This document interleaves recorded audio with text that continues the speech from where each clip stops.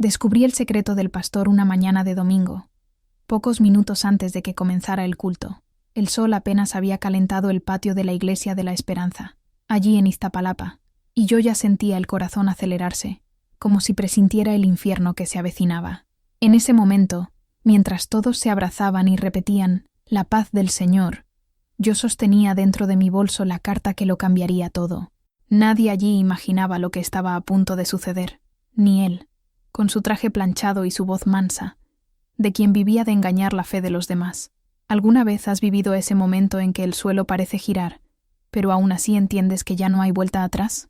Pues así fue como me di cuenta de que Dios me había elegido para arrancarle la máscara a ese hombre. Mi nombre es Eulalia Ramírez. Tengo 70 años y he vivido toda la vida entre Iztapalapa y Tláhuac, en la Ciudad de México. Cosí para afuera, crié a 3 hijos sola y me aferré a la iglesia como quien se aferra a una tabla en medio de una inundación.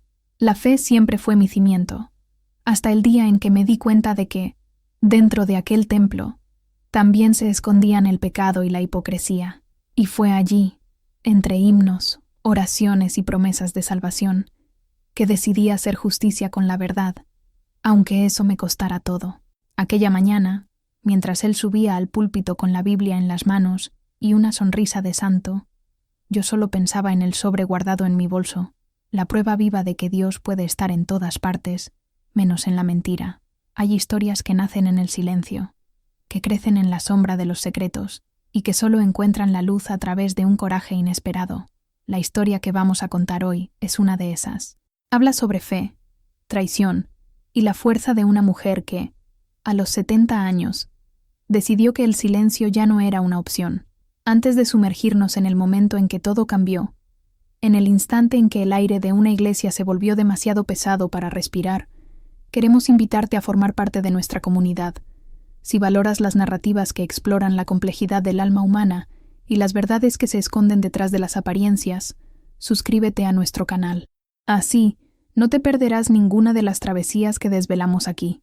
Ahora, vuelve con nosotros a aquella mañana de domingo, una mañana que Iztapalapa jamás olvidaría. El aire dentro de la iglesia del Buen Pastor era espeso, una mezcla del olor a cera de vela derretida, del perfume floral barato de las señoras de la primera fila y del polvo antiguo que danzaba en los haces de luz que entraban por los vitrales.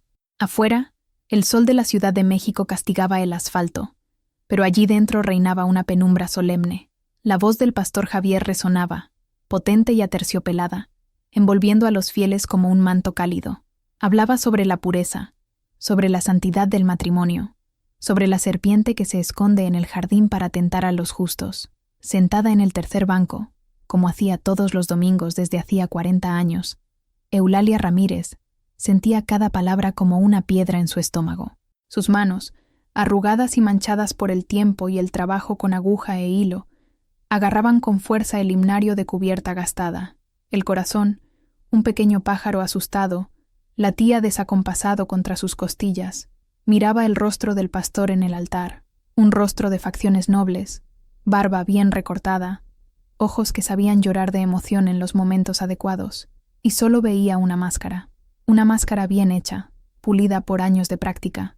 Pues el pecado, mis hermanos, tronaba el pastor Javier, levantando la mano, entra sigilosamente, vestido de inocencia, disfrazado de necesidad, nos ofrece un fruto dulce, pero su interior está podrido, lleno de gusanos. Un amén, colectivo y fervoroso, resonó por el salón. Pero Eulalia no pudo pronunciar la palabra. En su bolso, el papel doblado de una carta parecía quemar a través de la tela. Una confesión no intencionada, un secreto que la ahogaba desde hacía 3 semanas. El peso de esa verdad era mayor que el de sus 70 años. Miró a su lado y vio a Carmen, la esposa del pastor, con los ojos cerrados en adoración, el rostro sereno de quien creía vivir junto a un santo. Vio a su hija, Isabel, una joven de 16 años, sonriendo con orgullo a su padre, y sintió una náusea tan profunda que tuvo que sujetarse del banco de adelante. «No puedo», pensó, el sudor frío corriéndole por la nuca. «No soy nadie para hacer esto. Soy solo una vieja costurera». Pero entonces, su mirada se cruzó con el fondo de la iglesia. Acurrucada cerca de la puerta, como si estuviera lista para huir en cualquier momento, Estaba Leticia, joven, pálida, con ojeras profundas que la devoción no explicaba. Una mano reposaba, casi inconscientemente, sobre su vientre, oculto bajo un vestido holgado. Sus ojos se encontraron con los de Eulalia por un segundo, y en ese breve instante, Eulalia lo vio todo: el miedo, la vergüenza, el desamparo. Fue como si una fuerza externa la poseyera. El sermón del pastor sobre la serpiente en el jardín se volvió insoportable. La hipocresía era un gas venenoso llenando el templo. Eulalia sintió que le temblaban las rodillas, pero se puso de pie. Un movimiento lento, rígido, que atrajo algunas miradas curiosas. Ignoró los susurros. Con la dignidad que la vida dura le había enseñado, comenzó a caminar por el pasillo central. El sonido de sus zapatos gastados en el piso de baldosas fue el único que se oyó, pues la voz del pastor Javier falló al verla acercarse. Se detuvo a mitad de una frase, con la boca entreabierta, la confusión nublando su rostro piadoso.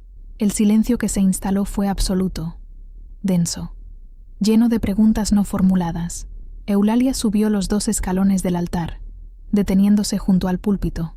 No miró al pastor, miró a la congregación, a aquellos rostros conocidos que la veían como la inofensiva hermana Eulalia, la viuda que les arreglaba la ropa. «Con permiso, pastor», dijo, su voz sorprendentemente firme, aunque su interior era un vendaval, y antes de que alguien pudiera detenerla, se volvió hacia el micrófono. «A mí también me gustaría hablar sobre la verdad. Antes de aquel domingo, la vida de Eulalia Ramírez era un tejido de rutinas bien cosidas. Se despertaba antes del amanecer, cuando el aire de la Ciudad de México todavía era fresco y olía a tierra mojada, y al pan que la panadería de la esquina comenzaba a hornear. Su pequeño apartamento en la planta baja de un edificio en Iztapalapa era su santuario. Las paredes estaban cubiertas de fotos amarillentas de su difunto esposo, Mateo, de sus 3 hijos ya mayores y de sus nietos, cuyas sonrisas eran la luz de sus días. El corazón de su casa y de su vida era el pequeño cuarto de costura. Allí, su vieja máquina Singer, heredada de su madre, zumbaba como una compañera fiel. El olor a hilo, tela y aceite de máquina era el perfume de su independencia. Eulalia era conocida en todo el barrio. No había un dobladillo de pantalón, una cremallera rota o un vestido de quinceañera que no pasara por sus hábiles manos. Ella no solo cosía telas, remendaba vidas. Escuchaba las historias de las vecinas mientras ponía alfileres en los bajos. Consolaba corazones rotos mientras cambiaba botones. Su fe era el hilo más fuerte que la ataba a la vida. Viuda desde hacía casi 30 años, fue en la iglesia del Buen Pastor donde encontró una segunda familia. Era allí donde la soledad pesaba menos, donde las preocupaciones del día a día se entregaban en oración. El pastor Javier había llegado al barrio hacía una década, un hombre joven y carismático, lleno de energía. Revitalizó la comunidad, organizaba fiestas, campañas de caridad, y sus sermones eran tan conmovedores que hasta los hombres más rudos eran vistos secándose una lágrima. Eulalia lo admiraba profundamente. Él siempre la trataba con un respeto filial, llamándola la roca de nuestra iglesia. Cuando su nieto menor, Leo, enfermó, el pastor fue a su casa para orar con la familia, llevando una cesta de frutas y una palabra de consuelo que pareció un bálsamo. ¿Cómo podría dudar de un hombre así? Su rutina estaba marcada por la presencia de su familia. Su hijo mayor, también llamado Mateo, vivía en el piso de arriba con su esposa, Sofía, y el pequeño Leo, de 7 años. Casi todas las tardes, después de la escuela, Leo bajaba corriendo al apartamento de su abuela. «Abuelita», decía, con la cara sucia de chocolate, «¿me cuentas una historia?» Eulalia detenía la costura, se limpiaba las manos en el delantal y lo tomaba en su regazo, el olor a infancia llenando sus pulmones. Le contaba historias de su propia niñez, de un México más simple, de calles de tierra y juegos de patio.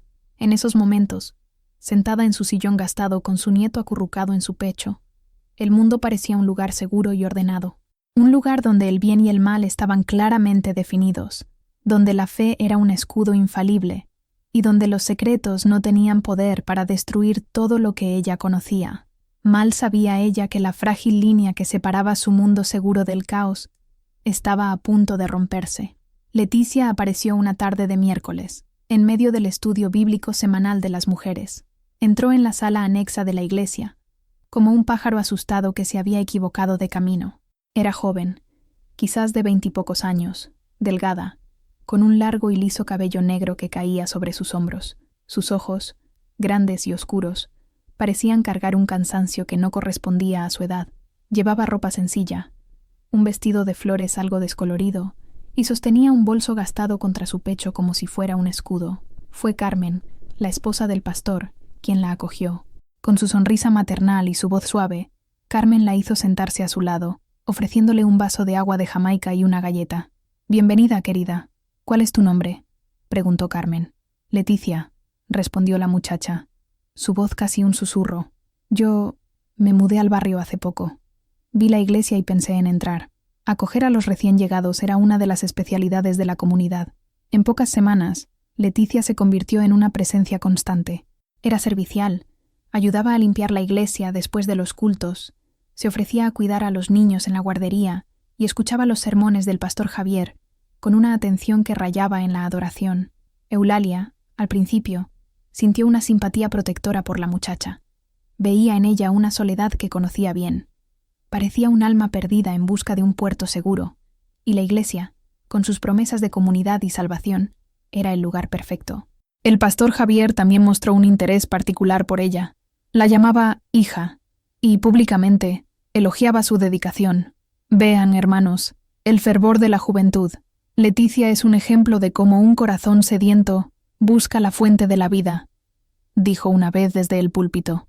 Leticia se sonrojó, bajando la mirada, y la congregación sonrió con aprobación.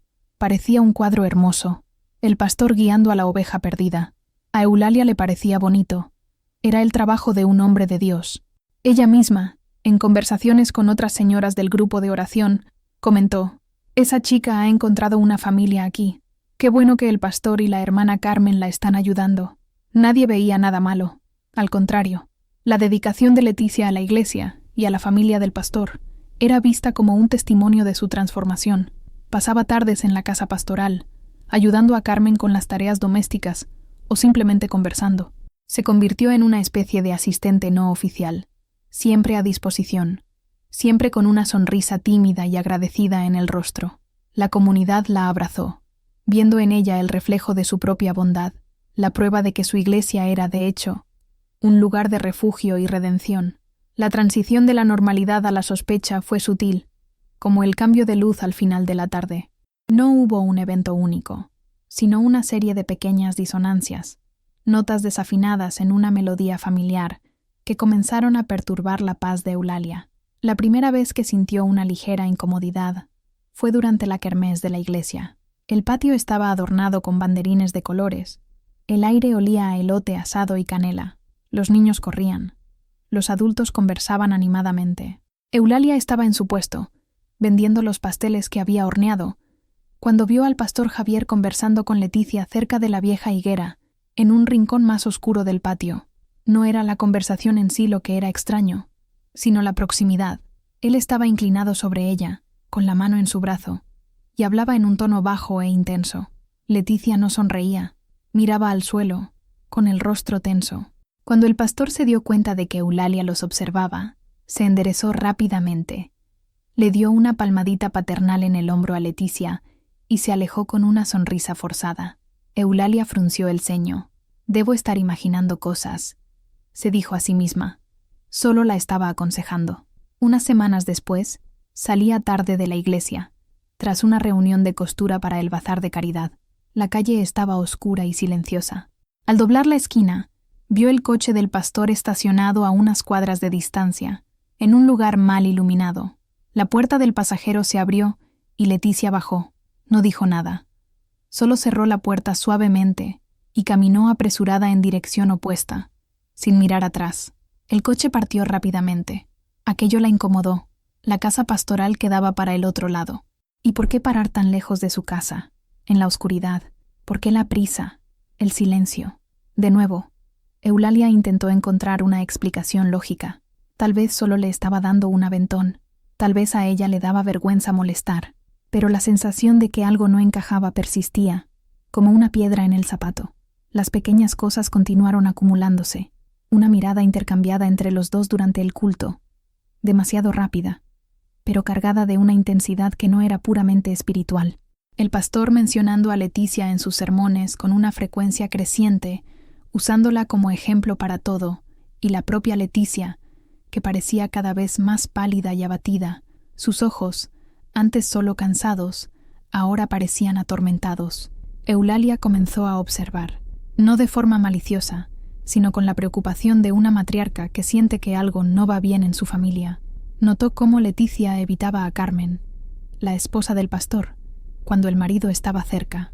Notó cómo el pastor encontraba excusas para llamarla a su oficina, cerrando la puerta para conversaciones pastorales. Eran solo fragmentos, piezas sueltas de un rompecabezas que no quería armar, porque si las piezas encajaban, la imagen que formarían sería demasiado terrible para contemplarla. El jardín de la casa pastoral era el orgullo de Carmen. Rosas rojas y blancas se entrelazaban en enrejados de madera, y un pequeño banco de hierro se encontraba a la sombra de un limonero. Era allí donde a Carmen le gustaba sentarse en las tardes cálidas, leyendo la Biblia o conversando con las amigas de la iglesia. Una tarde de jueves, Eulalia fue a llevarle un mantel que le había bordado. Encontró a Carmen en el jardín, con una expresión preocupada. «Hermana Eulalia». «Qué bueno verla», dijo Carmen, forzando una sonrisa. «Siéntese conmigo un momento». Eulalia se sentó, entregándole el mantel. «Quedó precioso, como siempre», elogió Carmen, pasando los dedos por el delicado bordado. Pero sus ojos estaban distantes. «Parece preocupada, hermana», dijo Eulalia con cuidado. Carmen suspiró, un sonido largo y cansado. «Es Leticia. Estoy preocupada por ella». El corazón de Eulalia dio un vuelco. «¿Qué le pasó?» «No lo sé con certeza», dijo Carmen, ajustándose el chal sobre los hombros. «Anda tan distante, pálida, siempre cansada. Apenas come. He intentado conversar, preguntarle si tiene algún problema, si necesita ayuda, pero se cierra. Dice que todo está bien, pero sus ojos dicen lo contrario». Eulalia sintió la oportunidad, la ocasión de sondear el terreno. «Es una chica muy devota, y el pastor parece tener un cariño especial por ella, ¿no? La ayuda mucho». Carmen sonrió, esta vez una sonrisa genuina. «Ah, sí, Javier tiene un corazón de oro. La ve como una hija que nunca tuvimos. Dice que es nuestra responsabilidad cuidar de estas almas jóvenes y frágiles, para que no se pierdan en el mundo. Pasa horas aconsejándola, tratando de darle fuerza». La inocencia en las palabras de Carmen fue como una puñalada en el pecho de Eulalia. Ella veía la bondad y la caridad de su marido, mientras Eulalia comenzaba a ver una red de engaños. La lealtad de Eulalia hacia esa mujer, que siempre había sido tan amable con ella, la hizo retroceder. ¿Cómo podría siquiera insinuar algo, plantar una semilla de duda en el corazón de esa alma pura? «Sí, es un buen hombre», murmuró Eulalia, sintiéndose una traidora por su propia hipocresía. «Incluso le ha estado consiguiendo algo de dinero, ¿sabe?», continuó Carmen en confidencia. «Perdió su trabajo hace unas semanas. Javier ha estado sacando de sus propios ahorros para asegurarse de que no pase necesidad. Me pidió que no lo comentara con nadie para no humillarla». «Vea qué corazón tan noble». Una alarma sonó en la mente de Eulalia. Dinero, reuniones a puerta cerrada, encuentros nocturnos, la palidez, el cansancio. Las piezas del rompecabezas comenzaron a moverse, a alinearse de una forma que la aterrorizaba. Se levantó, sintiendo una necesidad súbita de irse, de huir de aquel jardín soleado, que de repente parecía lleno de sombras. «Debo irme, hermana. Tengo un encargo que terminar», dijo, con la voz un poco temblorosa. Al alejarse, miró hacia atrás y vio a Carmen, sentada sola en el banco, admirando el mantel bordado, una figura de serenidad y confianza ciega, y Eulalia sintió un nudo en la garganta. El secreto, fuera cual fuese, no era solo sobre el pastor y Leticia, era sobre esa mujer, sobre su fe y sobre el mundo que estaba a punto de derrumbarse sobre su cabeza. En los días siguientes, la máquina de coser de Eulalia se convirtió en su único refugio. El zumbido constante del motor y el ritmo hipnótico de la aguja perforando la tela eran una forma de acallar el ruido en su mente. Trabajaba incesantemente, aceptando más encargos de los que podía manejar, cosiendo hasta altas horas de la noche, cuando las calles de Iztapalapa se aquietaban y la soledad parecía más palpable. Mientras sus manos transformaban trozos de tela en ropa, su mente repasaba cada detalle, cada mirada, cada palabra intercambiada. Intentaba convencerse de que estaba siendo paranoica, una vieja chismosa viendo maldad donde no existía. Después de todo, ¿quién era ella para juzgar a un hombre de Dios? ¿Un hombre que toda la comunidad reverenciaba? Su nieto, Leo, sintió el cambio. «Abuelita, ¿por qué siempre estás cosiendo?», le preguntó una tarde, tirando de la manga de su vestido. «Ya no me cuentas historias». Eulalia detuvo la máquina, el silencio repentino pareciendo extrañamente fuerte. Miró el rostro inocente de su nieto y sintió una oleada de culpa. Lo subió a su regazo, el cuerpo pequeño y cálido un consuelo contra su pecho ansioso. «La abuela tiene mucho trabajo, mi amor», dijo, acariciándole el pelo. «Pero te prometo que mañana te contaré la mejor historia de todas». Pero las historias la habían abandonado. Su mundo, antes tan lleno de narrativas simples sobre el bien y el mal, ahora parecía complejo y gris. ¿Cómo contarle una historia a un niño cuando las figuras de autoridad y bondad en su propia vida se estaban volviendo sospechosas? Su hijo, Mateo, y su nuera, Sofía, también notaron su distracción. «Mamá, ¿está bien?», preguntó Mateo durante la cena. «Parece cansada. ¿No está trabajando demasiado?». «Estoy bien, hijo. Es solo el cansancio de la edad», mintió, empujando la comida en el plato. No podía compartir sus sospechas con nadie. ¿Cómo podría? Decir en voz alta lo que pensaba parecía una blasfemia. Acusar al pastor Javier sin pruebas sería un escándalo. Sería vista como una vieja loca y maledicente. Perdería el respeto de todos, la amistad de Carmen, tal vez incluso el cariño de su propia familia, que también admiraba al pastor. El aislamiento la consumía. Durante los cultos de domingo, se sentaba en el fondo, incapaz de mirar hacia el altar. Las palabras del pastor sobre el perdón y la redención sonaban huecas, irónicas.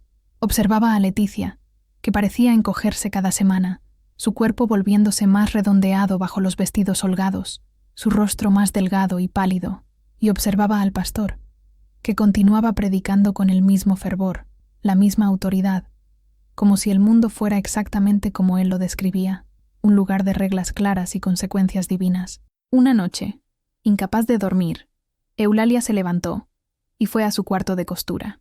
No encendió la máquina, simplemente se sentó en la silla y miró los carretes de hilo de colores. Cada color representaba una vida, una historia que ella había tocado: el blanco de los vestidos de bautizo, el rojo de los vestidos de fiesta, el negro de la ropa de luto. Y ahora, su propia vida parecía un enredo de hilos grises, un nudo de duda y miedo que no sabía cómo desatar. La oportunidad, o la desgracia, llegó en forma de un vestido de terciopelo azul. Era para Isabel, la hija del pastor, que iba a cantar un solo en el concierto de Navidad de la iglesia. Carmen se lo llevó a Eulalia una mañana de sábado. La tela rica y suave doblada cuidadosamente. «Hermana Eulalia, solo usted puede hacer la magia que este vestido necesita», dijo Carmen animada. «Está un poco ancho en la cintura y el largo necesita ajustarse. ¿Cree que pueda dejarlo perfecto para mi niña?». «Claro, hermana, con mucho gusto», respondió Eulalia, tomando el vestido. El terciopelo era frío y pesado en sus manos. Trabajó en el vestido esa misma tarde. Era una pieza bonita, de un azul profundo como el cielo nocturno. Mientras medía y ponía alfileres, pensaba en Isabel, una joven dulce y talentosa, completamente ajena a las sombras que podrían estar formándose en su casa. Sintió una punzada de tristeza por ella. Para ajustar el dobladillo, volteó el vestido al revés. Estaba pasando la mano por el forro de satén cuando sintió algo rígido y cuadrado dentro. Frunció el ceño, presionó el lugar y sintió el contorno de un sobre. Con cuidado, buscó una abertura en la costura lateral del forro y encontró un pequeño fallo, un desgarro de unos centímetros. Alguien había escondido algo allí. Su corazón comenzó a latir más rápido. Con los dedos temblorosos, agrandó la abertura y sacó lo que estaba dentro. Era un sobre blanco, delgado, sin nombre ni dirección. Estaba doblado, pero no sellado. Por un largo momento, Eulalia se quedó quieta, con el sobre en la mano. Una parte de ella, la parte prudente y temerosa de Dios, le gritaba que lo volviera a meter, cosiera el forro y olvidara lo que había encontrado. Era un asunto privado, no era de su incumbencia, pero otra parte, una parte que había sido corroída por la duda durante semanas, la impulsaba a abrirlo. La verdad, o la confirmación de sus peores miedos, estaba allí, en sus manos. Respiró hondo. Miró la puerta cerrada de su cuarto, como si alguien pudiera verla, y desdobló el papel. Era una hoja de cuaderno, cubierta por una caligrafía delicada y un poco inestable, manchada en algunos lugares por algo que parecían lágrimas secas. La carta no tenía saludo. Comenzaba abruptamente. La caligrafía era de Leticia. Eulalia reconoció las letras redondeadas de una nota de agradecimiento que la joven le había escrito una vez, por haberle arreglado un desgarro en su falda. Con las manos temblorosas, comenzó a leer. «Ya no sé qué hacer. Me dijiste que tuviera fe, que confiara en ti, pero tengo tanto miedo. Cada día que pasa, se hace más difícil esconderlo. Carmen me miró diferente hoy. Me preguntó por qué estoy tan pálida. ¿Qué debería decirle? La verdad, que la vida que crece dentro de mí es del hombre que ella ama, del hombre al que todos llaman santo. Prometiste que lo resolverías todo. Dijiste que Dios tiene un plan, que no me abandonarías, pero tus palabras suenan vacías cuando llega la noche y estoy sola con este secreto. Hablas de responsabilidad en el púlpito, pero ¿cuál es tu responsabilidad hacia mí? ¿Hacia nuestro hijo? Me siento sucia. Me siento una pecadora cada vez que entro en esa iglesia y veo tu rostro. Oigo tu voz hablando de pureza. A veces, tengo ganas de gritar la verdad a todos, pero el miedo me paraliza. ¿Qué sería de mí? ¿Qué sería de ti? Este bebé es lo único puro en todo esto. Él no tiene la culpa, pero va a nacer en un mundo de mentiras. Escondí esta carta en el vestido de tu hija. No sé por qué. Tal vez quería que una parte de la verdad estuviera cerca de ti, en tu propia casa. Tal vez esperaba que, de alguna manera, alguien la encontrara. Estoy desesperada. Por favor, haz algo. No me dejes sola en esto». Eulalia tuvo que sentarse. Le faltaba el aire en los pulmones. Leyó la carta una segunda vez, y luego una tercera, aunque cada palabra estaba grabada en su mente como si fuera con hierro candente. Era todo real, peor de lo que imaginaba. La palidez de Leticia, el cansancio, los vestidos holgados, el dinero secreto, los encuentros furtivos. Todo encajaba en una imagen horrible de engaño y traición. El pastor Javier, el hombre que bautizó a su nieto, el hombre que oró en su casa, el hombre que hablaba con tanta elocuencia sobre la verdad y la rectitud, se sintió físicamente enferma. El cuarto de costura, su santuario, de repente pareció una trampa. El zumbido de la máquina, ahora silenciosa, resonaba en su cabeza como una acusación. El vestido azul de Isabel, tirado sobre la mesa, parecía burlarse de ella con su belleza inocente. ¿Por qué Leticia escondería la carta allí? ¿Sería un acto de desesperación? ¿Un grito de socorro silencioso? O tal vez, como ella misma escribió, una esperanza inconsciente de que la verdad saliera a la luz. Y el destino, o Dios, había elegido las manos de Eulalia, la humilde costurera, para encontrarla. Eulalia dobló la carta lentamente, sus manos arrugadas actuando de forma mecánica. La guardó en su bolso, en el bolsillo interior con cremallera, como si estuviera escondiendo una bomba. ¿Qué haría ahora? ¿Entregar el vestido y fingir que no había pasado nada? La idea la repugnaba. ¿Confrontar al pastor? El pensamiento la aterrorizaba. ¿Contarle a Carmen? La imagen del rostro devastado de su amiga la hizo estremecerse. Estaba atrapada. La verdad era una carga demasiado pesada para llevarla sola, pero revelarla podría destruir a una comunidad entera. En ese momento, sentada en su pequeño cuarto en Iztapalapa, Eulalia Ramírez sintió el peso del mundo sobre sus hombros de 70 años. Las 3 semanas siguientes fueron las más largas de la vida de Eulalia. El secreto era una presencia física, un compañero constante e indeseado. Apenas dormía, pasando las noches dando vueltas en la cama, la carta de Leticia ardiendo en su mente. Durante el día, se movía como una autómata, cosiendo, cocinando, cuidando de Leo, pero su mente estaba en otro lugar, atrapada en un laberinto de dilemas morales. El vestido de Isabel estuvo listo.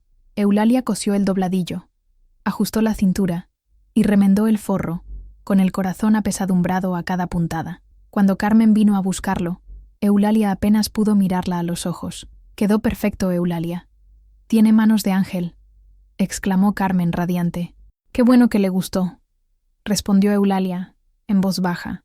Sintió el impulso de decir algo, de dar una pista, una advertencia, pero las palabras no salieron. Entregó el vestido, cerró la puerta y se apoyó en ella, sintiéndose la peor de las cobardes. Ir a la iglesia se convirtió en una tortura. Cada himno, cada oración, cada sermón era una farsa. El pastor Javier predicaba sobre la confesión y el arrepentimiento, y Eulalia tenía que reprimir las ganas de reír histéricamente. Hablaba sobre la importancia de la familia, y ella pensaba en Carmen, en Isabel, y en el bebé que Leticia llevaba. Comenzó a evitar a la gente. Rechazaba invitaciones para tomar café, inventaba excusas para no participar en las reuniones de oración. Sus amigas de la iglesia notaron su distanciamiento. «¿Qué te pasa, Eulalia? ¿Andas tan callada?», le preguntó una de ellas. «Solo estoy cansada», respondía, la excusa ya gastada. Su silencio la estaba consumiendo por dentro. Era como un veneno lento, corroyendo su fe y su paz de espíritu. ¿Cómo podía orar a un Dios de verdad mientras encubría una mentira tan grande? Se sentía cómplice. Cada día que pasaba en silencio era un día en el que permitía que el engaño continuara, que Carmen viviera una mentira, que Leticia sufriera sola. Cierta tarde, vio a Leticia en el mercado. La joven estaba comprando algunas verduras, moviéndose lentamente, con el rostro pálido e hinchado.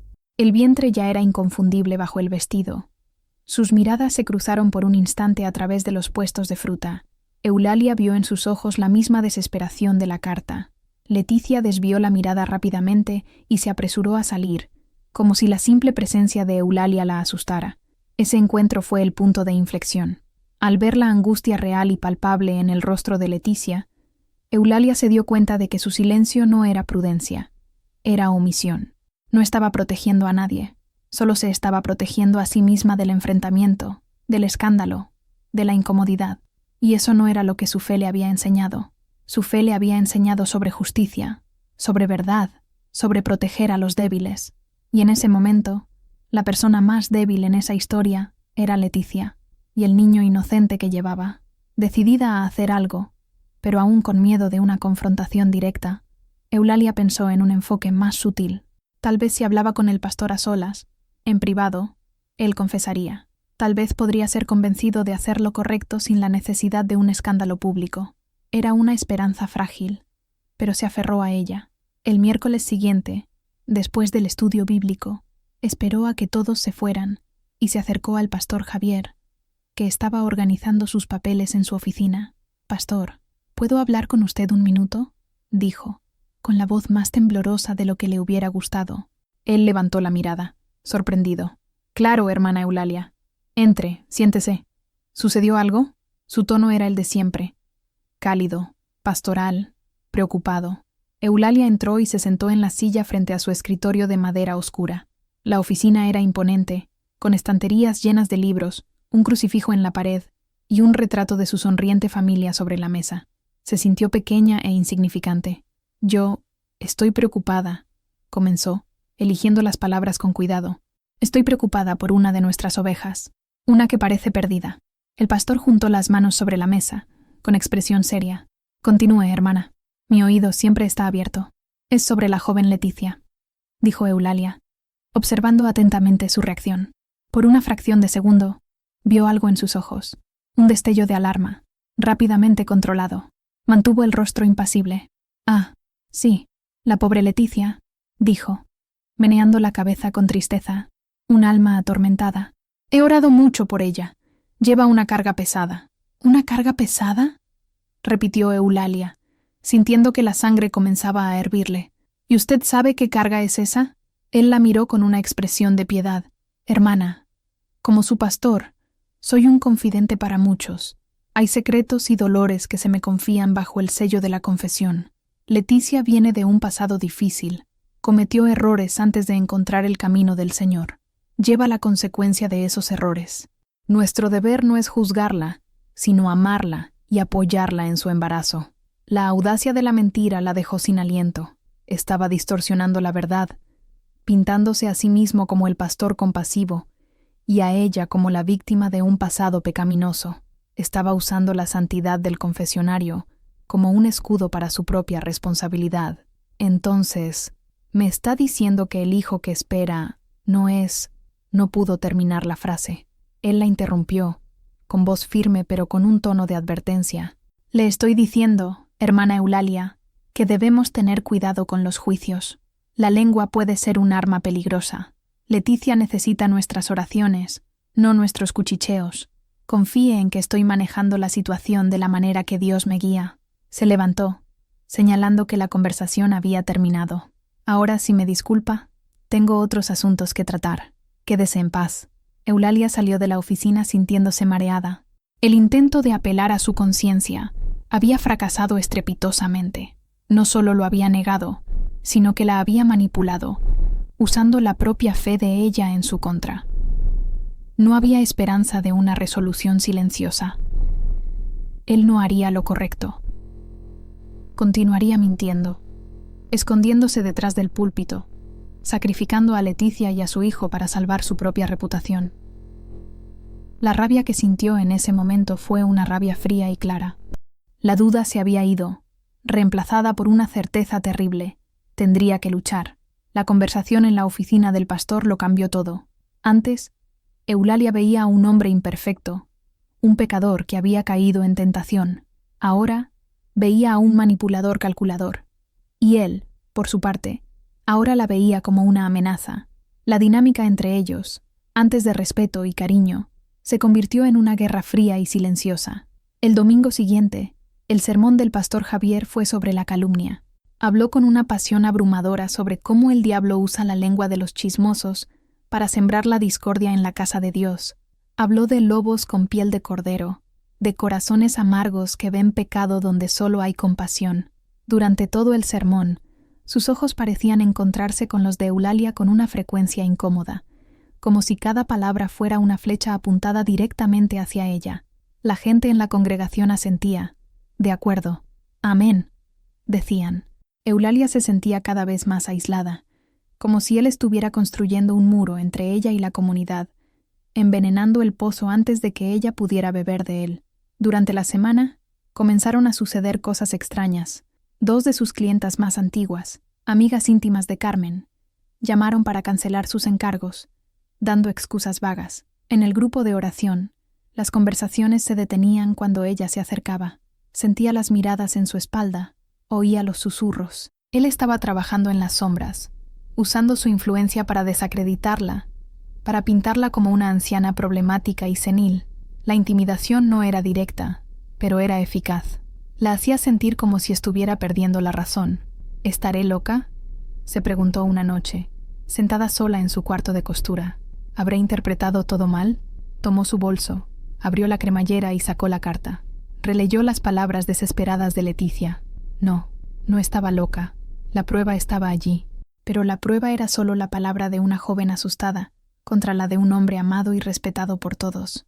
El miedo volvió, más fuerte que antes. Ya no era solo el miedo a causar un escándalo, era el miedo a ser destruida, a ser expulsada de la única comunidad que conocía, a perder a sus amigas, su sustento, su reputación. Él era poderoso, tenía la confianza de todos. Ella era solo una costurera. Su hijo Mateo se dio cuenta de que la preocupación de su madre era más que simple cansancio. «Mamá, ¿qué está pasando?», le preguntó, sentándose en su mesa de costura. «Sofía me dijo que doña Elvira y doña Rosa ya no son sus clientas, y usted apenas sale de casa. ¿Es por el pastor? Oí que dio un sermón muy duro el domingo». Eulalia miró el rostro preocupado de su hijo, el hombre que había criado para ser honesto y justo. La tentación de desahogarse, de compartir la carga, fue inmensa, pero dudó. Involucrarlo significaría ponerlo en el fuego cruzado. Él y Sofía también asistían a la iglesia. Leo estaba en la escuela dominical. La ruina de ella podría salpicarlos. «Son solo problemas del trabajo, hijo. No te preocupes», mintió una vez más, odiando el sabor de la mentira en su boca. Se dio cuenta de que el pastor no solo la estaba intimidando, la estaba aislando, cortando sus redes de apoyo, una por una, hasta que se quedara completamente sola e impotente. Era una estrategia cruel y eficaz, y estaba funcionando. Una noche lluviosa de martes, cuando el sonido de la lluvia golpeando la ventana era la única compañía de Eulalia, alguien llamó a su puerta, golpes vacilantes, casi inaudibles. Le pareció extraño. No esperaba a nadie. Con el corazón un poco acelerado, fue a la puerta y miró por la mirilla. La figura del otro lado estaba encogida bajo un paraguas, con el rostro oscurecido. Eulalia abrió la puerta solo una rendija, asegurada por la cadena. ¿Quién es? Soy yo, señora Eulalia. Leticia. Eulalia sintió un shock. Abrió la puerta rápidamente. Leticia estaba empapada, temblando, con el rostro pálido y manchado de lágrimas. «Dios mío, muchacha. Entra, entra», dijo Eulalia, haciéndola pasar. Leticia entró, dejando un rastro de agua en el suelo. Parecía un animalito asustado. Eulalia la llevó a la sala, le dio una toalla y una manta. «Siéntate, te prepararé un té». Mientras el agua se calentaba, Eulalia observaba a la joven, que estaba sentada al borde del sofá, envuelta en la manta, con los ojos fijos en el suelo. El silencio era pesado, llenado solo por el silbido de la tetera y el sonido de la lluvia. Eulalia volvió con 2 tazas de té de manzanilla. Le entregó una a Leticia, cuyas manos temblaban tanto que el líquido casi se derramó. «Bebe, te calentará», dijo Eulalia, sentándose en el sillón frente a ella. Se quedaron en silencio por unos minutos. Finalmente, Leticia levantó la mirada, los ojos llenos de una angustia que partió el corazón de Eulalia. Él me dijo que usted sabe», susurró Leticia. Eulalia asintió lentamente. «Lo sé». Las lágrimas volvieron a correr por el rostro de Leticia. «Me dijo que usted está esparciendo chismes, que quiere destruir su vida. Dijo que usted es una mujer mala y amargada. Él me dijo que me mantuviera alejada de usted». La ira volvió a crecer en Eulalia, pero la controló. Esa chica no necesitaba su ira, necesitaba su apoyo. «¿Y por qué viniste, entonces?», preguntó Eulalia, con voz suave. Leticia sollozó. «Porque ya no aguanto más. Él me prometió que cuidaría de nosotros. Dijo que se divorciaría de Carmen, que empezaríamos una vida nueva en otro lugar. Pero son solo palabras. Ahora solo me dice que tenga paciencia, que me quede callada. Me dio dinero y me dijo que desapareciera, que me fuera a casa de una tía en el campo hasta que naciera el bebé. Quiere esconderme». La desesperación en su voz era palpable. «No quiero esconderme, señora Eulalia. No quiero que mi hijo nazca como un secreto sucio. Yo vi la forma en que usted lo miró en su oficina. Estaba esperando afuera. Vi la expresión en su rostro cuando salió. Nadie nunca lo ha desafiado. Nadie nunca lo ha mirado de esa manera. Pensé que tal vez usted…» No terminó la frase, pero Eulalia entendió. «Pensé que tal vez usted podría ayudarme». Esa noche, en la pequeña sala de estar de Eulalia, las 2 mujeres, separadas por casi 50 años de vida pero unidas por un secreto terrible, finalmente encontraron una aliada en la otra. El miedo de Eulalia no desapareció, pero ahora tenía un propósito. Ya no luchaba por un principio abstracto de verdad. Luchaba por esa joven asustada y por el niño inocente en su vientre. La presencia de Leticia en casa de Eulalia, aunque fuera por unas horas, cambió la naturaleza del secreto. Dejó de ser una carga solitaria para convertirse en una responsabilidad compartida. Por primera vez, Eulalia pudo hablar abiertamente sobre lo que había descubierto y sentido. «Encontré tu carta, Leticia», confesó Eulalia, con la taza de té en las manos. «Estaba en el vestido de Isabel. Siento mucho haber invadido tu privacidad». Leticia negó con la cabeza. «No lo sienta. Creo que, en el fondo, quería que alguien la encontrara. Alguien que no fuera él. Alguien que me entendiera». Conversaron durante horas. Leticia lo contó todo. Contó cómo llegó a la ciudad, sola y sin dinero, y cómo la bondad inicial del pastor y de su esposa pareció un milagro. Contó cómo la atención pastoral de él se transformó en algo más, cómo la sedujo con promesas de amor y protección, explotando su vulnerabilidad. Contó sobre la culpa que sentía hacia Carmen, que siempre había sido tan buena con ella. «Fui débil», dijo Leticia, llorando. «Creí en todo lo que me dijo». «No fuiste débil, muchacha. Fuiste engañada», dijo Eulalia con firmeza. «Él usó su posición, la fe que tenías en él, para aprovecharse de ti. La culpa es de él, no tuya». Oír esas palabras pareció liberar algo en Leticia. Dejó de llorar y miró a Eulalia con una nueva fuerza en los ojos. «¿Qué vamos a hacer?», preguntó. La pregunta ya no era «¿qué voy a hacer?», sino «¿qué vamos a hacer nosotras?». Eulalia respiró hondo. Ese era el momento de la verdad. Podía aconsejar a Leticia que aceptara el dinero y se fuera, que eligiera el camino más seguro. O podía elegir el camino más difícil. «Vamos a decir la verdad», dijo Eulalia, y la decisión, una vez dicha en voz alta, pareció irrevocable. «No vamos a escondernos más». No vamos a dejar que él controle la narrativa. Pero, ¿cómo? Nadie nos va a creer.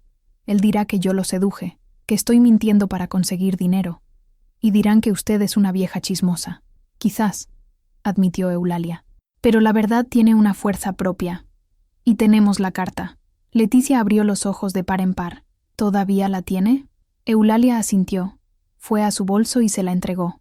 Leticia sostuvo el papel con reverencia. Era la única prueba tangible de su historia. No será fácil, continuó Eulalia. Vamos a perder amigos. La gente nos va a juzgar. La iglesia puede dividirse, pero es lo correcto.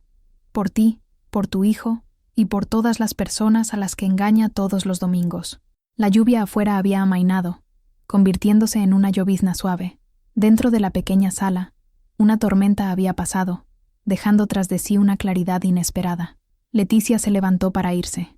Gracias, señora Eulalia, dijo, con la voz firme por primera vez esa noche. Gracias por no abandonarme. Estamos juntas en esto ahora, respondió Eulalia, apretándole la mano. Cuando cerró la puerta, Eulalia ya no se sentía aislada.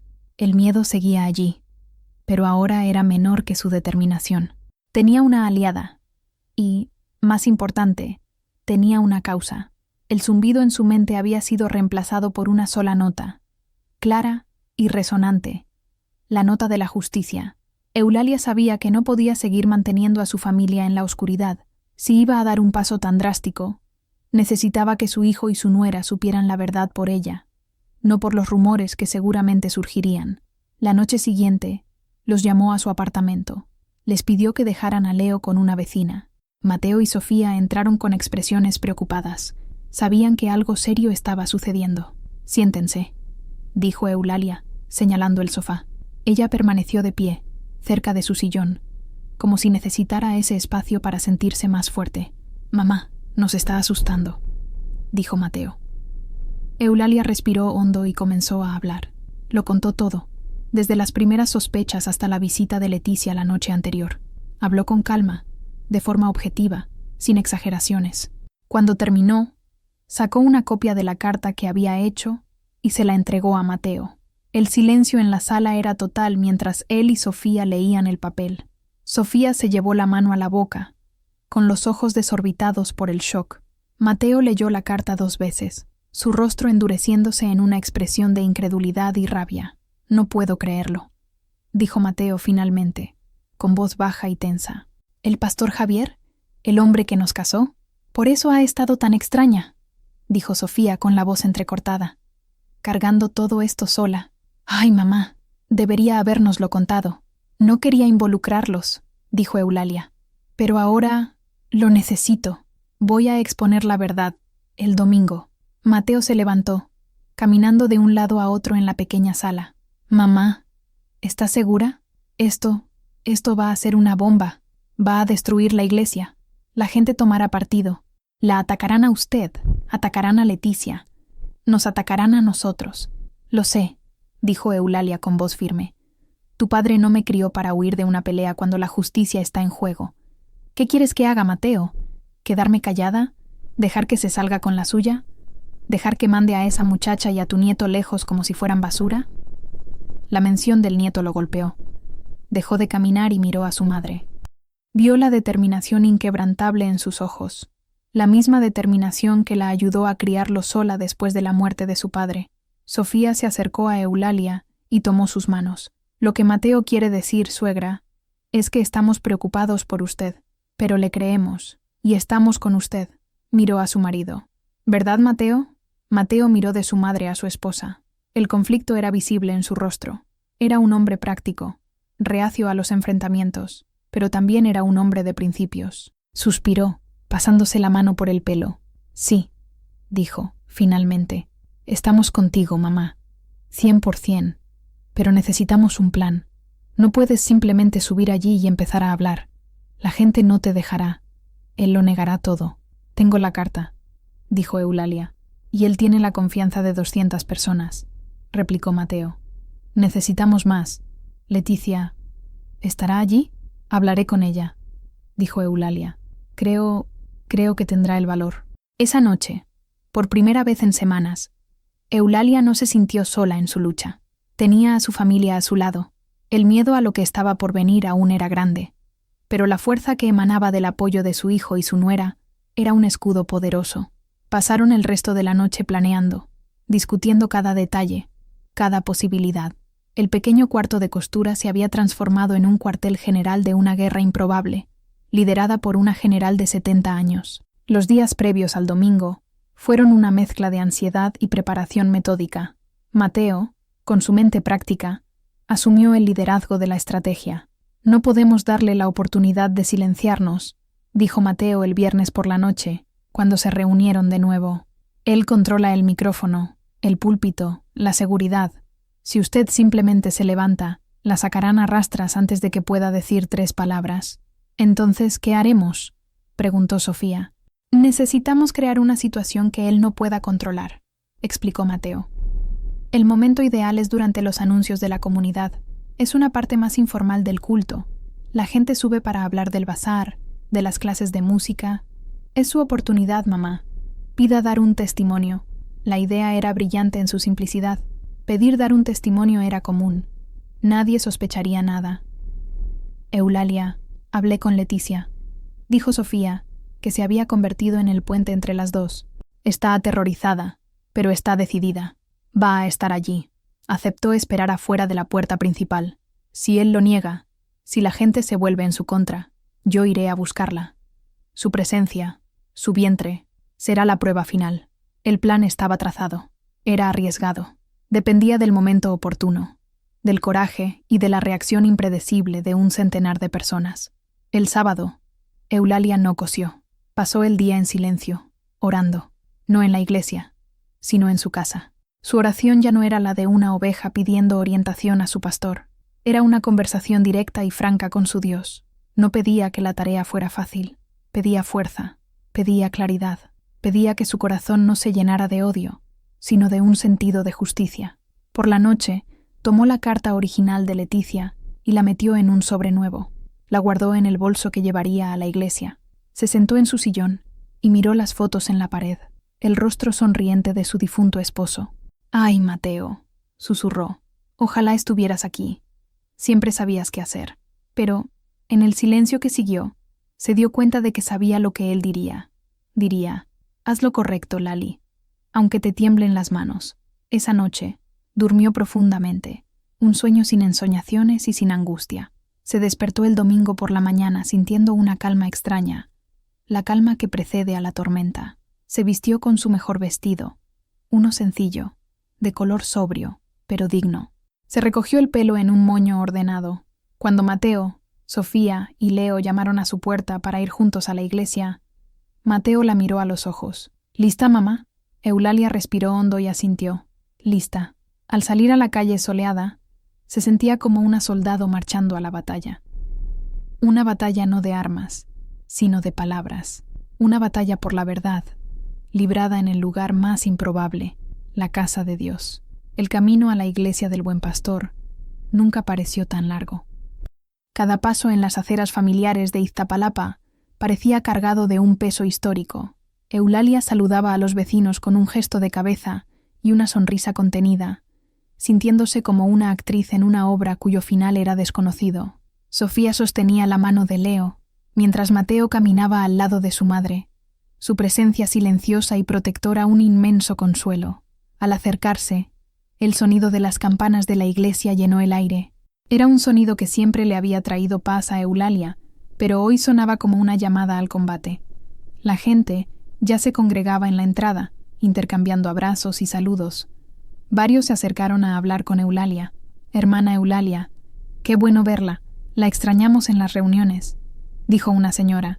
«Estuve un poco indispuesta, pero ya estoy mejor, gracias a Dios», respondió Eulalia, la pequeña mentira pesando en su lengua. Vio a Carmen en la puerta, recibiendo a los fieles son su cálida sonrisa. Por un momento, el corazón de Eulalia vaciló. El dolor que estaba a punto de causarle a esa mujer era inmenso, pero entonces recordó el dolor de Leticia, oculto y solitario, y su resolución se fortaleció. Dentro de la iglesia, el ambiente era el de siempre. El órgano tocaba una melodía suave. Las familias se acomodaban en los bancos. Mateo guió a la familia al tercer banco, el lugar de siempre de Eulalia, como para mantener un último vestigio de normalidad. El culto comenzó. Los himnos, las oraciones, la lectura de las escrituras. Eulalia participaba en todo de forma automática, con la mente enfocada en lo que estaba por venir. Sostenía su bolso en el regazo, el sobre dentro de él una brasa viva. De vez en cuando, miraba hacia atrás, hacia la puerta, imaginando a Leticia esperando afuera, reuniendo su propio coraje. El pastor Javier subió al púlpito para el sermón. El tema, irónicamente, era sobre la parábola del hijo pródigo, sobre el perdón y la celebración del arrepentimiento. Su voz era magnética, sus gestos eran dramáticos. Hablaba de un padre que acoge al hijo que se equivocó, y la congregación escuchaba, extasiada. Eulalia lo observaba y solo veía la actuación. La hipocresía era tan flagrante que le daba náuseas. No escuchó el resto del sermón. En su mente, repasaba las palabras que diría. Palabras simples, directas, verdaderas. No habría acusaciones inflamadas, solo la exposición de los hechos. Finalmente, el sermón terminó. La congregación cantó un último himno, y entonces llegó el momento de los anuncios. Hermanos, antes de terminar con la bendición final, tenemos algunos anuncios de la comunidad, dijo el pastor, sonriendo. Una señora subió para hablar sobre la campaña de abrigos. Un joven habló sobre los ensayos del coro. El corazón de Eulalia latía tan fuerte que podía oírlo en sus oídos. ¿Alguien más?, preguntó el pastor, mirando a la congregación. Mateo apretó la mano de su madre. Era ahora o nunca. Con una bocanada de aire que pareció venir del fondo de su alma, Eulalia se levantó. Yo, pastor, dijo, su voz clara y firme, cortando el murmullo de la iglesia. Me gustaría dar un testimonio. Todas las miradas se volvieron hacia Eulalia. El pastor Javier, sorprendido, dudó por un segundo. Rechazar un testimonio, especialmente de una de las miembros más antiguas y respetadas, sería inusual y levantaría sospechas. Forzó una sonrisa. Claro, hermana Eulalia, la casa del Señor siempre está abierta para escuchar cómo Él ha obrado en nuestras vidas. Por favor, suba. Mientras Eulalia caminaba por el pasillo, el mismo camino que había recorrido en su mente tantas veces, un silencio curioso se apoderó de la iglesia.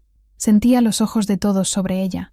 Subió los escalones del altar, evitando mirar al pastor. Se paró frente al micrófono, ajustándolo a su altura. Sus manos, que temblaban discretamente, se aferraron a los lados del púlpito para estabilizarse. Miró a la congregación. Vio rostros amigos, rostros curiosos, rostros indiferentes. Vio a su hijo, Mateo, mirándola con una mezcla de miedo y orgullo. Vio a Sofía, con los labios formando silenciosamente las palabras «Tú puedes». Vio a Carmen, en la primera fila, sonriéndole con ánimo. Aquello casi la quebró. «Buenos días, hermanos», comenzó, su voz resonando a través del sistema de sonido. «Muchos de ustedes me conocen desde hace años. Saben que soy una mujer simple, una costurera. Conocen mi fe y mi amor por esta iglesia. Es por ese amor por la verdad, que necesito hablar hoy». Hizo una pausa, dejando que las palabras flotaran en el aire. El pastor, de pie a pocos metros, comenzó a parecer incómodo. «El testimonio que tengo para dar no es sobre una bendición que recibí, es sobre una carga que se me ha dado llevar, la carga de una verdad que ya no puede permanecer oculta». Comenzaron a extenderse murmullos por la iglesia. ¿Qué quería decir? Hace algunas semanas, continuó Eulalia, su voz ganando fuerza, Dios, en su extraña providencia, puso en mis manos una prueba de un gran engaño que está ocurriendo entre nosotros. Un pecado que se está escondiendo detrás de palabras bonitas y sonrisas piadosas. El pastor dio un paso adelante. Hermana Eulalia, quizás este no sea el lugar ni el momento para... Este es exactamente el lugar y el momento, pastor. Lo interrumpió Eulalia, volviéndose hacia él por primera vez. El desafío en su mirada lo hizo retroceder. La casa de Dios es la casa de la verdad. ¿O no? Se volvió de nuevo hacia la congregación. Abrió su bolso, sacó el sobre y lo sostuvo en el aire. Hemos hablado mucho sobre el pecado y el arrepentimiento. Pero, ¿y cuando el pecado viene de quien debería guiarnos? ¿Y cuando el pecador no se arrepiente, sino que se esconde y manipula? El caos estaba a punto de estallar. La gente se miraba entre sí, confundida y conmocionada. «Tengo en mis manos una carta», dijo Eulalia. su voz resonando con una autoridad moral que nadie le había oído jamás. Una carta de una joven de esta congregación, una joven que fue engañada, una joven que está esperando un hijo, y en esta carta ella nombra al padre. El silencio que siguió fue absoluto, pesado, como si el aire hubiera sido succionado de la sala. Todos contuvieron la respiración, esperando el golpe final. Eulalia miró directamente al pastor Javier, cuyo rostro estaba pálido como la cera, y el padre dijo, su voz clara y sin temblores: «Es nuestro pastor Javier». La acusación flotó en el aire por un segundo que pareció una eternidad, antes de que la realidad se derrumbara sobre la congregación. El primer sonido fue un grito agudo y dolido. Venía de Carmen, la esposa del pastor. Se levantó, con el rostro como una máscara de incredulidad y dolor, y luego se desplomó de nuevo en el banco, siendo sostenida por su hija Isabel. Inmediatamente, la iglesia estalló en un pandemonio. Gritos, exclamaciones de shock, acusaciones. Varios hombres, los diáconos de la iglesia, corrieron hacia el altar. «Esto es una blasfemia. Saquen a esa mujer de aquí», gritó uno de ellos. El pastor Javier, recuperándose del shock inicial, agarró el otro micrófono. Su voz, generalmente tan calmada, era estridente de pánico e ira. «¡Silencio! ¡Silencio, hermanos! Esto es un ataque del enemigo. Esta mujer está confundida. Está siendo usada por el diablo para sembrar la discordia. Son mentiras, mentiras crueles y sin fundamento». Se volvió hacia Eulalia, con los ojos centelleando. «¿Cómo te atreves, Eulalia? ¿En la casa de Dios? Después de todo lo que hemos hecho por ti». Pero Eulalia se mantuvo firme. No gritó. Se mantuvo erguida detrás del púlpito como una estatua. Mateo ya estaba de pie, listo para subir y proteger a su madre si era necesario. «No estoy mintiendo, pastor», dijo ella, su voz aún amplificada por el micrófono, cortando el ruido. «Tengo la prueba. ¿Quiere que le lea la carta a la congregación? ¿A su esposa?» La amenaza lo hizo dudar. La lectura de la carta sería la aniquilación total. «Es su palabra contra la mía», gritó. La palabra de una joven problemática contra un hombre de Dios. Esa fue la señal para Sofía. Con una mirada a Mateo, se levantó y caminó rápidamente, pero con calma, por el pasillo lateral, hacia la puerta principal. Nadie, en medio del caos, le prestó atención. En el altar, los diáconos intentaban razonar con Eulalia, pidiéndole que bajara, que resolviera eso en privado. «Ya intenté resolverlo en privado», respondió Eulalia, su voz llena de una tristeza cansada. Él no quiso escuchar. Prefirió mentir e intimidar. «Eso es absurdo», gritó el pastor, con el rostro rojo de furia. «Exijo que te retractes». En ese preciso momento, la gran puerta de madera al fondo de la iglesia se abrió. El ruido y los gritos disminuyeron, y las cabezas se giraron para ver quién entraba. Sofía entró primero, y de la mano con ella, pálida pero con la cabeza en alto, estaba Leticia. La entrada de Leticia tuvo un efecto más devastador que cualquier palabra. El silencio cayó sobre la iglesia como un sudario. Todos los ojos se fijaron en la joven parada en la entrada. Llevaba un vestido sencillo que ya no ocultaba su avanzado embarazo. Su presencia era una confirmación silenciosa e irrefutable. No dijo ni una palabra. Solo se quedó allí, junto a Sofía, con los ojos fijos en el altar, directamente en el pastor Javier. Su rostro, aunque asustado, contenía una resolución que nadie esperaba. Ya no era la niña asustada que se escondía en los rincones. Era una mujer reclamando su verdad. En el altar, el pastor Javier la miró, y todo el color desapareció de su rostro. La bravuconería, la ira, la negación, todo se desvaneció.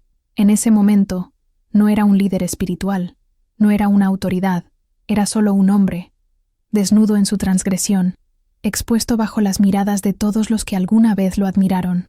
Abrió la boca para hablar, pero no salió ningún sonido. Eulalia, al ver la escena, sintió una oleada de compasión mezclada con alivio. La batalla había terminado. Ya no necesitaba luchar. La verdad estaba allí, en carne y hueso, para quien quisiera ver. Lentamente, Leticia comenzó a caminar por el pasillo central, con Sofía a su lado, como una guardia de honor. El camino se abrió para ellas. Nadie se atrevía a moverse o hablar. El único sonido era el de sus pasos sobre las baldosas. No se detuvo en los bancos. Siguió caminando hasta llegar a los pies del altar. Allí, se detuvo y miró hacia arriba, al hombre que era el padre de su hijo. Sus ojos se llenaron de lágrimas. pero no lloró. Luego, se dio la vuelta y miró a Carmen. La esposa del pastor la miraba fijamente. El rostro devastado por el dolor y la traición. Sus miradas se cruzaron. Y en ese momento de conexión femenina, de dolor compartido, la verdad final fue sellada. Carmen bajó la cabeza, el cuerpo sacudido por sollozos silenciosos. La negación ya no era posible. Eulalia bajó del púlpito, se acercó a Leticia y le puso un brazo reconfortante sobre los hombros. Juntas, la anciana costurera y la joven madre enfrentaron a la congregación. Eran la imagen del coraje improbable y la verdad innegable. El pastor Javier permaneció congelado por un momento más, y luego, sin una palabra, se dio la vuelta y salió por una puerta lateral detrás del altar, desapareciendo de la vista de todos. Fue una huida, no una salida. Una admisión de culpa más elocuente que cualquier confesión. La salida del pastor rompió el hechizo. La iglesia, que había estado en un silencio conmocionado, se deshizo en un caos de emociones. La gente comenzó a llorar abiertamente. Otros se levantaron y se fueron en silencio, incapaces de procesar lo que habían presenciado. Algunos se agruparon en pequeños corrillos, susurrando con ira y confusión. Nadie sabía qué hacer. La autoridad que los guiaba, el pilar de su comunidad, se había derrumbado en minutos. Mateo subió al altar y se paró junto a su madre y a Leticia, un protector silencioso. Sofía ayudó a Carmen, que estaba en estado de shock, a levantarse, y la guió, junto con una Isabel en llanto, fuera de la iglesia, lejos de las miradas curiosas. Uno de los diáconos más ancianos, un hombre llamado señor Rojas, que siempre había sido un escéptico silencioso respecto al carisma excesivo del pastor, se acercó a Eulalia. Sus ojos estaban llenos de una profunda tristeza. «Eulalia», dijo, con voz ronca, «yo no sé qué decir. Siento mucho que hayas tenido que cargar con esto sola». Fue la primera palabra de apoyo que recibió, y significó el mundo. Pero no todos fueron tan comprensivos. Una mujer, amiga íntima de Carmen, se acercó, con el rostro contorsionado por la ira. «¿Estás contenta ahora, Eulalia?», siseó. «Lo has destruido todo. Has destruido nuestra iglesia. Has destruido una familia. Todo por culpa de una cualquiera». Lanzó una mirada de desprecio a Leticia. «Ella no destruyó nada», dijo Mateo, dando un paso al frente, con la voz fría como el acero. «La mentira lo destruyó. La verdad solo encendió la luz». La mujer retrocedió, intimidada por su firmeza, y se alejó, refunfuñando. Eulalia sabía que esa sería la reacción de muchos. Para algunos, sería la heroína que expuso la verdad. Para otros, la villana que destruyó la paz. La comunidad estaba irremediablemente fracturada. Lentamente, ella, Mateo y Leticia salieron de la iglesia. El sol de afuera parecía demasiado brillante. El aire normal de la calle parecía surrealista después de la intensidad de lo que había sucedido adentro. Caminaron a casa en silencio, cada uno perdido en sus propios pensamientos. Al llegar al edificio, Leo corrió a abrazar a su abuela. «Abuelita, ¿por qué tardaron tanto?». Eulalia lo abrazó con fuerza, hundiendo el rostro en su cabello. El olor a infancia, la inocencia en su abrazo, eran un bálsamo para su alma cansada.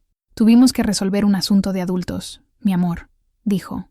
En ese momento no se sentía triunfante, se sentía exhausta, como si hubiera librado una larga guerra. La verdad había sido revelada, pero la paz aún estaba muy lejos. A su alrededor yacían las ruinas de una comunidad, de amistades, de una fe que un día había considerado inquebrantable, y sabía que el trabajo más difícil, el de reconstruir, apenas comenzaba. Los días que siguieron fueron difíciles. La noticia del escándalo se extendió por el barrio como la pólvora. El teléfono de Eulalia no dejaba de sonar. Eran llamadas de apoyo, de condena, de curiosidad morbosa. Le indicó a Mateo que no contestara más.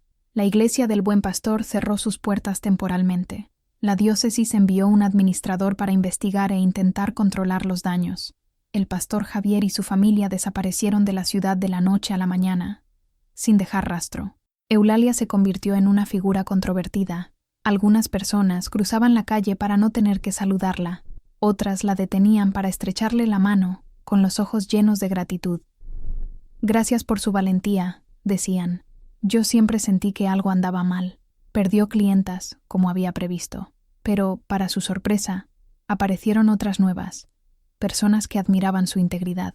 Su pequeño cuarto de costura continuó zumbando, una señal de que la vida, a pesar de todo, continuaba. Su enfoque principal, sin embargo, se convirtió en Leticia.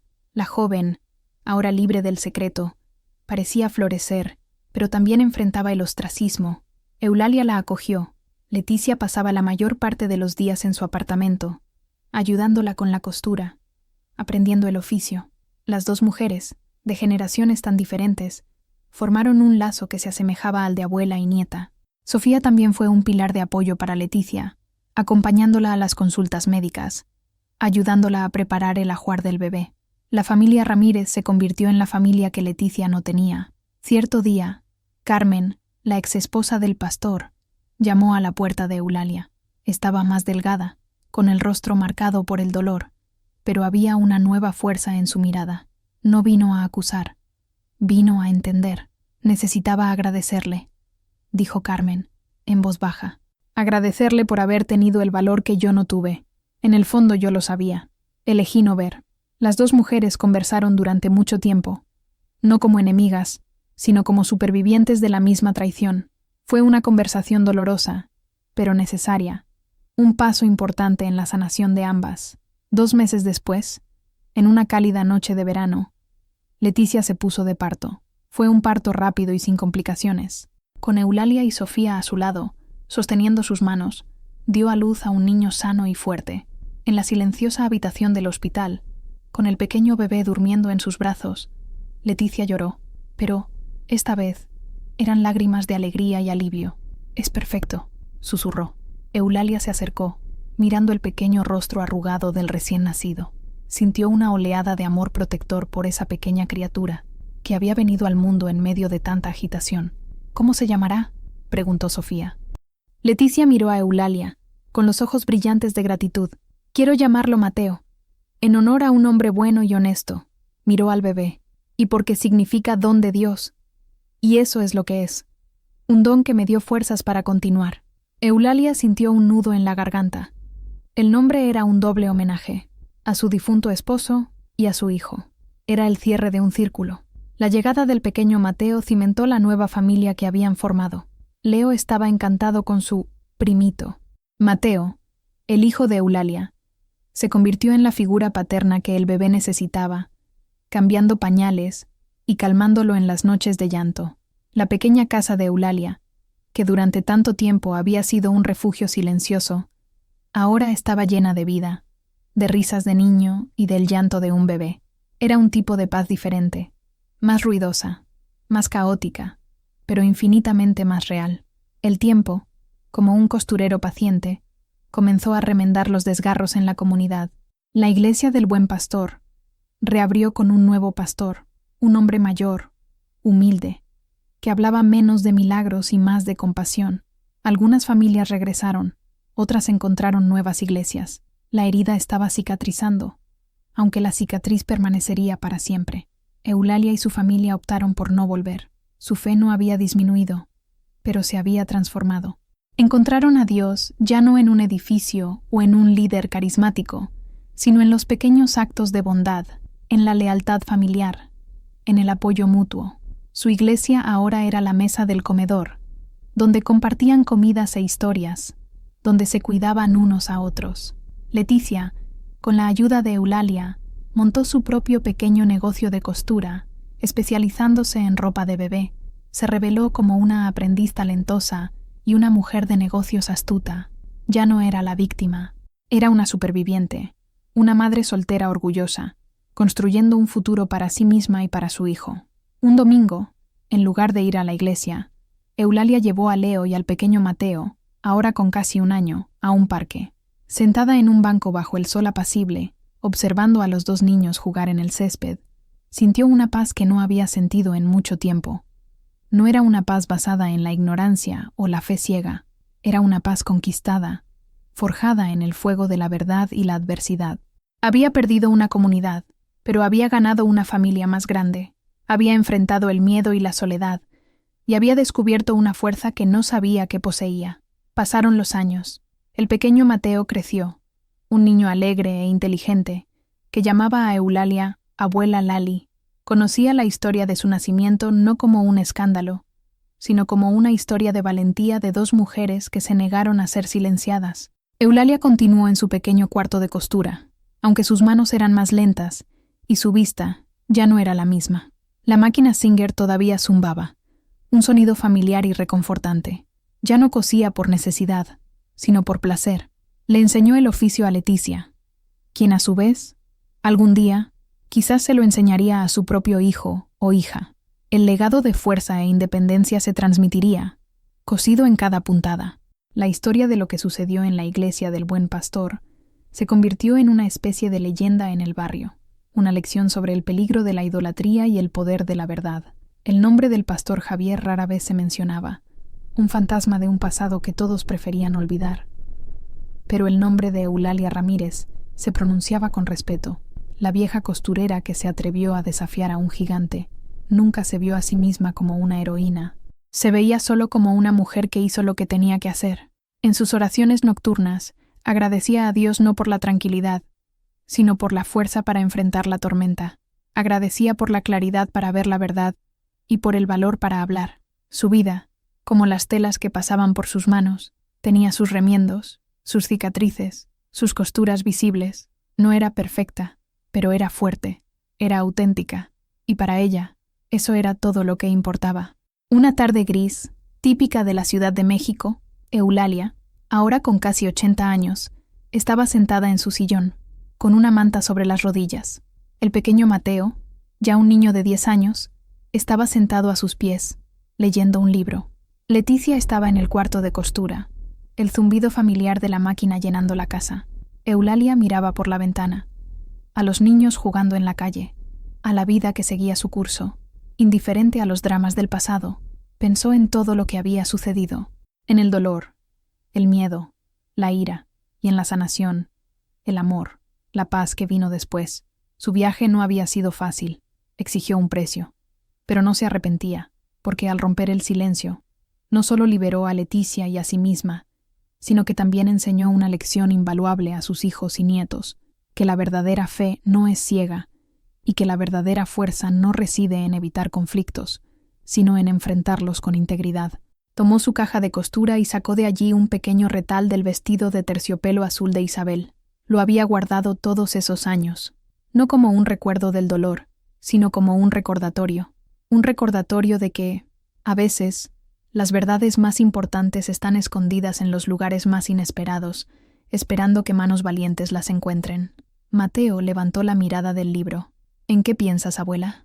Eulalia sonrió, una sonrisa arrugada, llena de sabiduría y paz. Estoy pensando, hijo mío, que la vida es como un gran trabajo de costura. A veces, los hilos se enredan, la aguja se rompe y la tela se rasga, pero con paciencia, coraje y un hilo fuerte de verdad, siempre se puede remendar, y al final, la pieza queda aún más fuerte y más hermosa de lo que era antes. Guardó el retal y miró a su familia, al legado de amor y resiliencia que había construido.